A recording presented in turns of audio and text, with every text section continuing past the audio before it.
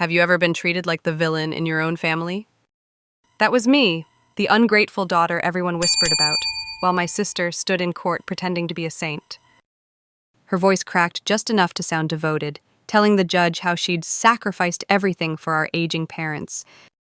I didn't argue. I simply nodded to my lawyer. The screen flickered on. Her voice filled the room, cruel, mocking, calling our parents pathetic burdens. The crowd froze, her mask shattered, and for once, the silence didn't belong to guilt. It belonged to justice. People always said my sister Caroline was the kind of daughter every parent wished they had. Gentle, reliable, always around when things got hard, and to be fair, she played the role beautifully. Every Sunday, she posted photos of herself cooking with Mom, brushing Dad's hair, smiling in that soft, filtered light that made everything look like love. Friends commented with heart emojis, relatives called her an angel. Meanwhile, I was the ghost child, the one living 3 hours away in Seattle, working long hours, sending money every month, and visiting whenever Caroline allowed it. I didn't realize she was carefully scripting the story, one where I was the selfish daughter who had moved on with her life while she stayed behind to care. At first, I thought it was guilt talking. I felt bad for not being there more often. She knew exactly how to feed that guilt. Whenever I called, she'd sigh softly and say, "Don't worry about it, Izzy. I've got everything under control. They're happy. They barely even notice you're not here." It sounded kind, but underneath it sliced like glass. I didn't see it then, but Caroline wasn't taking care of our parents, like she was taking control. She managed their prescriptions, their bills, their appointments, and slowly their decisions. She even changed the emergency contacts at the hospital. Everything flowed through her. When I came home for Dad's birthday, the house didn't feel like ours anymore. The walls looked cleaner, the furniture rearranged, and every photo on the mantel was of her. Just her. Me, I was gone, erased like I'd never belonged. Mom greeted me politely, but there was something different in her eyes. A hesitation that hadn't been there before. Dad seemed distracted, distant. Caroline poured me coffee, smiling too widely like she was hosting a guest, not welcoming her sister. That night, while she tucked our parents into bed, I overheard her talking to them in the hallway. Her voice was sweet but sharp. "You know Isabel means well, but she's too busy for you. She doesn't understand what you really need." Then silence, a door shut, and just like that, she owned the narrative. I sat alone in my old bedroom, staring at the wallpaper I used to peel as a teenager, and it hit me this wasn't care, it was control dressed up as love. The next morning, she made pancakes and took more photos for social media. #blessed, the caption would probably say. And if you looked at it from the outside, you'd believe it.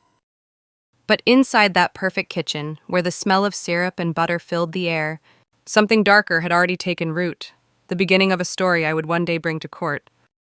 It started small, little things that didn't make sense at first.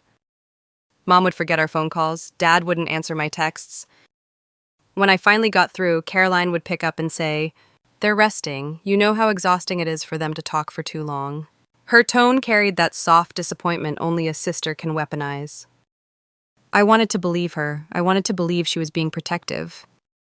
Then came the slip-ups. One afternoon, Mom mentioned she hadn't heard from me in weeks. I told her I'd sent her flowers for her birthday. She looked confused. "You did?" she asked. "Caroline said you must have forgotten this year." That was the first time something cracked inside me. Over the next few months, everything I did somehow turned against me. When I paid the utilities, Caroline told them I was trying to control the house. When I called to check on their health, she said I was micromanaging. She made me the villain in every story, polite enough to make it believable, cruel enough to make it sting. She'd call me just to plant seeds of guilt. "Dad worries you don't visit because you're ashamed of them getting older." Or worse, "Mom said she thinks you've moved on. Maybe that's a good thing." Each conversation left me doubting my own memory, my own intentions. It's strange how gaslighting doesn't just confuse you, it rewires you. I started apologizing for things I hadn't done, over-explaining every decision, begging for understanding I didn't owe.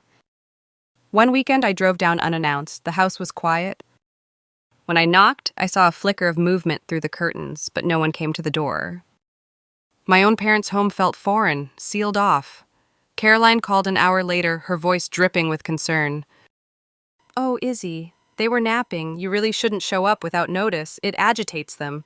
I hung up and sat in my car for nearly 20 minutes, watching the house I grew up in. I could see her shadow through the window, moving around like she owned the place. And maybe she did, at least for now. Every time I tried to talk to Dad alone, Caroline appeared. Every attempt to reconnect turned into a performance, with her narrating what I meant to say. She was rewriting me in real time, turning a daughter into a stranger.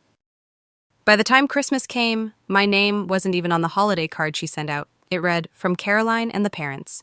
No mention of me, no trace. That was the moment I realized this wasn't just manipulation, it was erasure.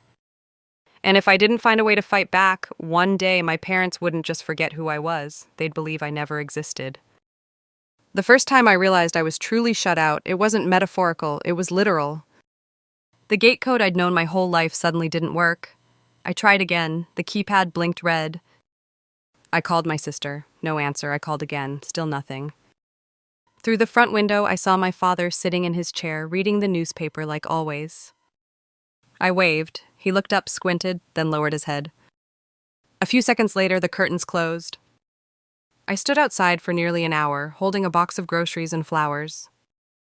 It was early spring, the air still cold enough to bite. Finally, Caroline stepped out. She smiled that brittle, polished smile she always wore when she wanted control. "Oh, Izzy, you should have told me you were coming." The doctor said surprise visits can upset them. You know how fragile they are. Her voice was sugar, but her eyes were steel. I asked for the new code. She hesitated, then said, "I'll text it later." She never did. That night, I drove back to Seattle with the groceries still in my trunk. The flowers had wilted by morning. After that, I wasn't just a visitor, I was an outsider. When I called, Caroline said they were too tired. When I emailed, she said they didn't check messages anymore. Weeks went by with no real contact. Then months. Every update about my parents came through her, filtered and shaped like a press release. Once I tried to reach out through Dad's old friend, Mr. Lawrence, who lived nearby. He said Caroline told them I wasn't welcome until I learned to respect family boundaries. That phrase stuck with me. Family boundaries. As if love had a password now and I'd been locked out. On my birthday, I sent a gift card and a handwritten note. Caroline posted a photo on Facebook the next day, her holding a cake beside our parents, captioned, "Grateful for family moments that matter." My name wasn't mentioned, not even once. At work, I started to notice how often I checked my phone, waiting for a message that never came. Every missed call made my heart race, wondering if something had happened, or if I just wasn't supposed to know anymore. I stopped sleeping through the night. Guilt became my alarm clock. Every morning, I'd tell myself to let it go, and every evening, I'd open my parents' old voicemails just to hear their voices. Then one day, while scrolling through social media, I saw a photo of my childhood home tagged as Caroline's house. That was it. The moment I understood I hadn't just lost access, I'd lost ownership of the truth. She had taken everything that tied me to them, their trust, their memory, their home, and built a world where I didn't exist. But what she didn't know was that I was already planning a way back in. When I decided to fight back, it wasn't out of anger. It came from something colder, quieter, a kind of exhaustion that grows when you've been misunderstood for too long. I realized confronting Caroline directly would only feed her control. She would twist every word, turn every moment into proof that I was unstable. So instead, I changed tactics. I would make her believe she was still in control while I built my way back in. A few weeks later, I called her and softened my tone. "You're right," I said. "It's been hard for me to accept how things have changed. Maybe I can help out in ways that make your life easier." Her relief was instant. "That's all I've ever wanted, Izzy," she said sweetly. And that was the moment I knew she'd already taken the bait. I told her I wanted to install a smart home system for our parents, something that would make their lives safer and more comfortable. I offered to cover all the costs. I explained it like a daughter making peace, not a woman preparing for war. Caroline loved the idea. It gave her another way to show off. She told her friends she was embracing modern care solutions. When I arrived with the equipment, she hovered nearby, smiling for photos while pretending to understand what I was setting up. She didn't. The system looked harmless, a few cameras, sensors, and a digital assistant, but underneath it was different. I had modified the central hub, the Heartless hub, to include a hidden encrypted storage layer that only I could access. Every ElderSafe cam recorded both video and ambient audio. Each pulsade sensor doubled as a discrete microphone. Even the Care Voice assistant logged every spoken command. Caroline thought she was getting a convenience upgrade. What she actually got was a truth archive. That night, she posted online about the installation, proud and glowing, taking care of our parents with the best technology available. I remember staring at her post for a long time, my reflection faintly visible on the laptop screen. She was still performing. She had no idea the curtain was already half open. At first, I told myself I was doing it only for safety. I didn't plan to watch the recordings. But curiosity became necessity. The more I listened, the clearer it became who she really was. The way she spoke to them when no one was around, the tone, the impatience, the absence of love. Every sound, every sigh, every cruel word was preserved and backed up to an encrypted, Silva-secure drive. I created daily logs and verified the timestamps with forensic accuracy. I didn't know when I would use it, only that I would. When I finished the installation, Caroline hugged me at the door. "I'm proud of you," she said. "You finally did something useful." I smiled back. If only she knew how useful it truly was. At first, I didn't plan to review the recordings. It felt invasive, even wrong, like crossing a line I had promised myself not to cross. I told myself I was just collecting data for safety, nothing more. But one night, around midnight, I opened one of the files. It was the sound of my mother crying softly in the kitchen. Caroline's voice followed, sharp, impatient. "You're not helpless, Mom. Stop acting like it." Then the clatter of dishes, then silence. I listened to it 3 times. By the end, my hands were shaking. That was when I realized this wasn't just a disagreement between sisters. It was emotional abuse, the kind that leaves no bruises but erases people piece by piece. I began cataloging the files, every clip, every conversation, every timestamp. I stored them in an encrypted folder and uploaded a mirror copy to a secure server I called Lock Cloud Vault. I built the system myself, complete with backup redundancy and independent hash verification. It was my insurance policy. The truth couldn't disappear, not even if she tried to destroy it. Over the next months, I gathered hundreds of hours of footage. Caroline snapping at my father for walking too slowly, ignoring my mother's requests for her medication, laughing on the phone while my parents sat alone in the living room. She was careful whenever guests came by, her tone sugary sweet, her hand gently on Dad's shoulder. But the second the door closed, everything shifted. Her smile vanished. Her patience did too. I started noticing patterns in the data, routines of neglect, missed doses of medication at the same time each week, calls silenced when I tried to reach them, nights when the house lights turned off at 8, but the audio captured her car leaving minutes later. It was like piecing together a secret map of her cruelty. Each time I logged into the server, I saw the growing archive. Thousands of tiny moments that together painted the real picture. I didn't just feel heartbreak anymore, I felt clarity. I reached out to 2 independent experts to authenticate my setup, Dr. Priya Shah, a digital forensics analyst, and Ethan Cole, a cybersecurity engineer. They verified the timestamps, the device signatures, and the chain of custody. If I ever needed to take it to court, it would hold. Still, I didn't rush. I wanted to believe Caroline would change. That maybe seeing herself in those recordings might wake her up. But she didn't know about them, and she didn't change. In fact, she grew worse, meaner, bolder, confident that no one was watching. But someone was. By then, I had built a silent fortress of proof, a library of every truth she tried to bury. And as I watched her smiling face on another family video she posted online, I whispered to myself, "Keep smiling, Caroline. One day the truth will need an audience." It happened on a Thursday night in early March. I was finishing a project for work when my phone buzzed with an alert from the Heartless system. The message was short but sharp. "Unusual motion detected in kitchen, fall sensor triggered." My stomach dropped. I opened the live feed. The camera showed my mother lying on the floor, motionless, her hands trembling. My father was calling her name, his voice breaking. And then I saw Caroline's phone light up on the counter, buzzing with messages she wasn't answering. She wasn't there. I called her immediately, no response. I called again and again, until finally she picked up, her voice half distracted and muffled by music. "What is it, Izzy? I'm out with friends. Can this wait?" I remember staring at the screen, watching my mother struggle to move while my sister laughed somewhere over the sound of clinking glasses. It can't wait, I said through clenched teeth. Mom fell. She needs help. Caroline exhaled loudly, annoyed. Then call an ambulance. You're the tech genius, right? Handle it. The call ended before I could answer. I dialed 911 and gave them the address, explaining everything as I watched the paramedics arrive on the camera feed. They broke in through the back door, lifted my mother carefully, and carried her out on a stretcher.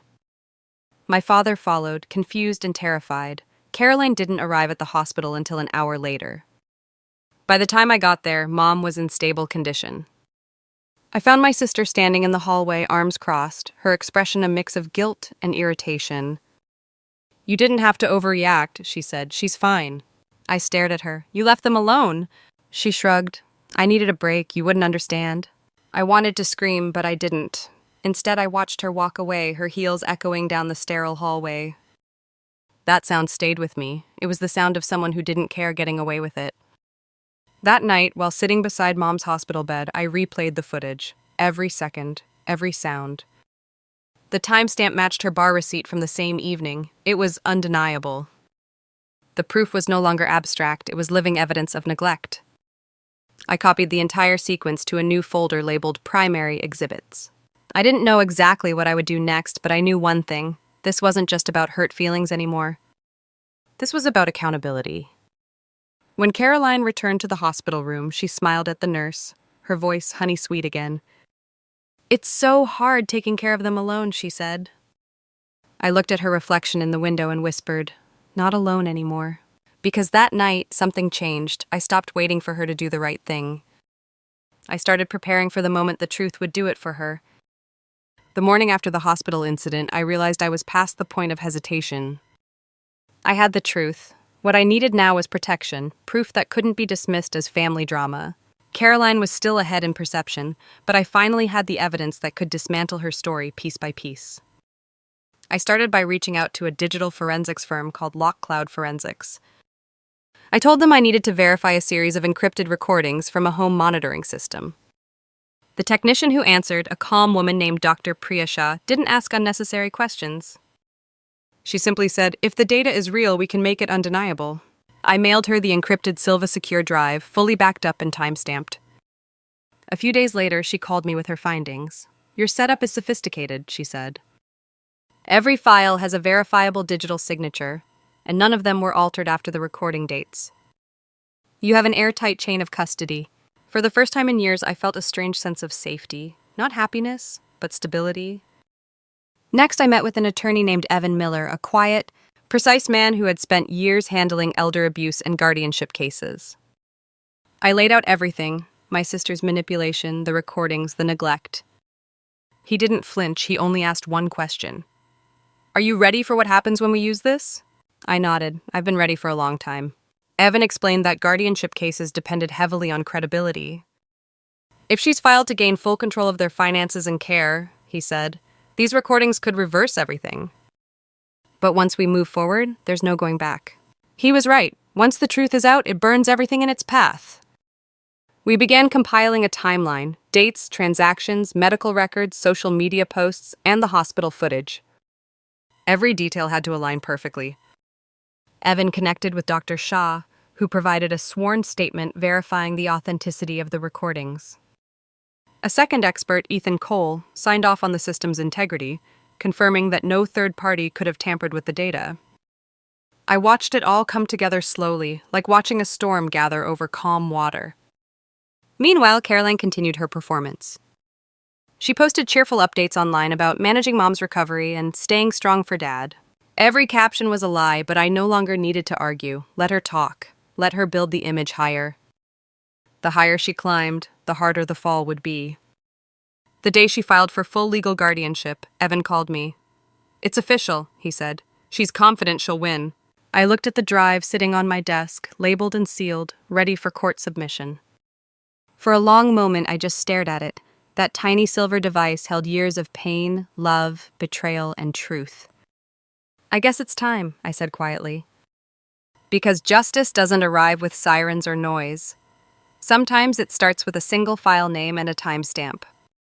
The courtroom smelled faintly of coffee and old wood. My heels clicked softly against the floor as I followed my lawyer, Evan Miller, to the table. Across from us sat Caroline, perfectly dressed, every hair in place, wearing that same controlled smile she had perfected for years. She greeted the judge with a trembling voice, her tones soaked in false humility. "Your Honor," she began, "I've cared for my parents alone for years. My sister means well, but she doesn't understand the daily reality of elder care. I've done everything for them. I'm only asking for legal recognition of what I've already been doing." She looked fragile, sympathetic, believable. For anyone who didn't know her, she was the definition of devotion. I stayed quiet. Evan had told me not to react, not to feed her performance. Still, when she spoke about me, how I had distanced myself, how I only showed up when money was involved, I felt the old ache in my chest return.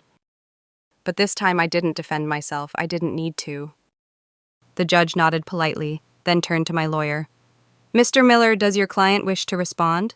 Evan stood. "Yes, Your Honor, but we'd like to do so through evidence, not emotion." He carried a small silver drive to the bailiff.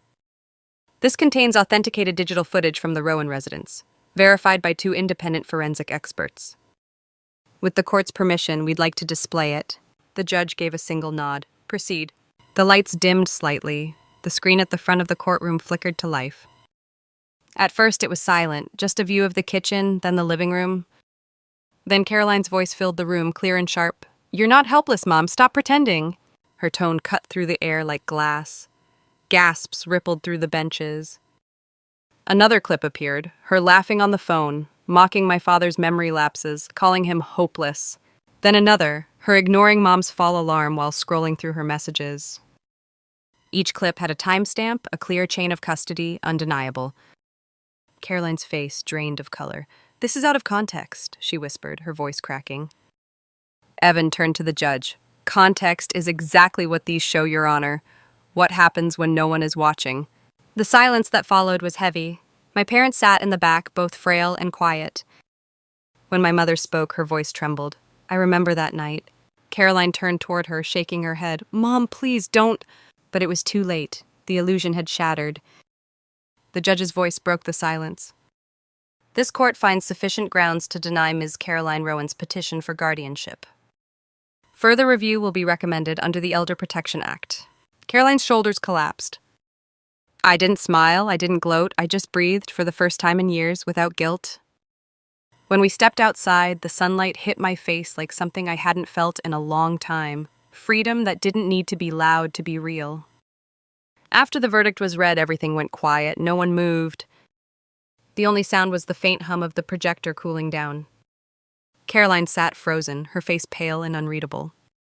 For years she had mastered every expression, grief, kindness, frustration, but now there was nothing left to perform. The judge gathered her papers and left the bench. The spectators began to shuffle out, murmuring softly. I stayed seated, my hands resting flat on the table, my heart pounding not with victory, but with something heavier, relief mixed with grief. My lawyer leaned over and whispered, "It's over."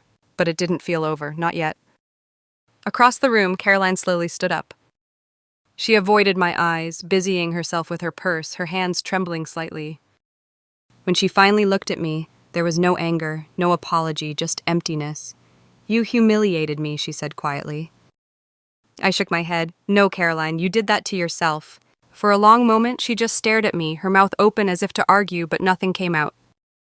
Then she walked past me, her heels clicking against the tile. Each step sounded smaller than the one before. My parents sat near the back. My mother's hands were clasped tightly around a handkerchief. My father's eyes were glassy, tired but clear. When they saw me walking toward them, Mom whispered my name like it was something she hadn't said aloud in years. "Isabel." That single word broke me. I knelt beside her and she reached out, fingers trembling as they touched my face. "I'm sorry," she said. We didn't know. She made us believe." Her voice cracked. "I know," I whispered. "I know you didn't." My father placed his hand on mine, his skin cold but steady. "We should have trusted you." I wanted to tell him it was okay, that forgiveness came easier than memory, but I couldn't speak. My throat ached from holding too much back for too long. As we left the courthouse, reporters waited outside, asking questions I didn't answer. The world would make it into a story, 2 sisters, 1 courtroom, betrayal and justice, but none of that mattered. For me, it wasn't about revenge. It was about truth finally standing where lies had lived for too long. That night, I opened my laptop and watched the last video, the one from the hospital. I didn't do it to hurt myself. I did it to remind myself why I had fought so hard. The sound of my mother crying still broke something inside me, but now the difference was that the world knew. I uploaded a final backup to LockCloud Vault, labeling the folder "Closed Case." Then I deleted the local files. I didn't need them anymore. The truth had already done its work. For the first time in years, I slept through the night. Justice, I learned, doesn't always roar. Sometimes it whispers, and everyone still hears it. A few months after the trial, the house felt different. The curtains stayed open again. The walls no longer carried her voice. My parents were moved to Maple Grove Care Center, a quiet place near the bay with white curtains and birds that landed by the window each morning. I visited every week, sometimes bringing old photo albums, sometimes just sitting with them while the afternoon light spilled across the floor. Mom was improving. Her memory came and went, but her gentleness never did. One day, while I brushed her hair, she looked at me through the mirror and said, "You're a good daughter, Isabel." It wasn't about redemption. It was recognition, something I had stopped expecting but had always needed. Dad talked less, but when he did, it was deliberate. "Your sister hasn't called," he said once. "I know," I told him. She's figuring things out." Caroline had left town soon after the hearing.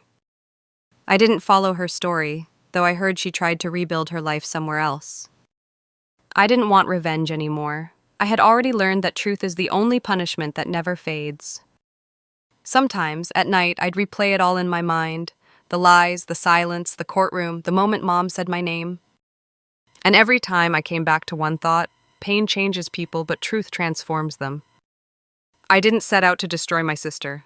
I set out to protect the people who couldn't protect themselves. Maybe that's what real justice looks like. Not loud, not vengeful, just steady. Like light quietly entering a dark room until everything becomes clear. One evening, as I left the care center, the sun was setting behind the trees. The reflection on the glass door caught my face, older, calmer, free. I whispered, "We're okay now," and meant it. When I got home, I turned off the cameras. The Hearthlink hub, once my weapon, was now just a machine again. I stored the drive in a box labeled "For When They Ask." Maybe one day my parents will want to see the truth for themselves. Or maybe they won't. Either way, it's there, safe, quiet, waiting.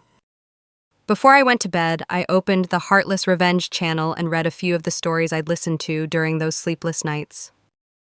People surviving betrayal, families torn apart and rebuilt. It reminded me I wasn't alone. If you're listening to this and you've ever been made to feel invisible in your own family, remember this: your silence doesn't mean weakness. Sometimes it's strategy, sometimes it's strength, and when the time is right, the truth will speak louder than you ever could. If stories like this one remind you that justice still matters, stay with us. Subscribe, share your thoughts, and let your voice join ours. Because here on Heartless Revenge, every story of pain deserves its ending, and every ending deserves to be heard.